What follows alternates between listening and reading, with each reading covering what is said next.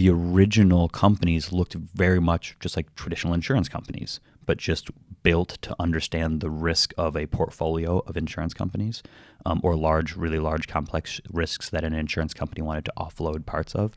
But it's evolved quite a lot since then. But the core was just an insurance company with a different client target, essentially. Yeah, and I think maybe it's worth touching on a concept that's very central to insurance and reinsurance, which is hard and soft market cycles. Mm-hmm. So the way demand and supply works in the industry is typically governed by what the availability of capital is at a particular given time and for a particular type of coverage that's desired. So what often happens is at some point the demand for reinsurance coverage will be higher than the supply, and that's what tends to give birth to new reinsurers, because you end up with like we need reinsurance. We've got all these insurance policies that we want to cover or we need to write, but we can't actually retain all that on our balance sheet. We need support.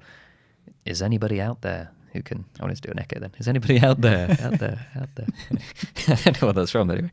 And this often leads to some bright spark in Bermuda or similar going to a private equity house or similar and going, there's demand for a new reinsurance company, and if you give us a bunch of money we can set it up and charge really high prices, because in a hard market you can charge higher prices because there's a limited availability of suppliers. In a soft market, the opposite, you have too many reinsurers, and actually we're coming out of what has been termed a sustained soft market cycle for quite a long time. So due to I think a general interest rate environment and sort of background economic environment for a while where it's been really hard to get decent returns on anything in the world. A lot of investment has poured into the insurance and reinsurance industry because it's seen as a non-correlating asset class, basically, where if there's a financial crash, we have the financial crisis of 2008, etc.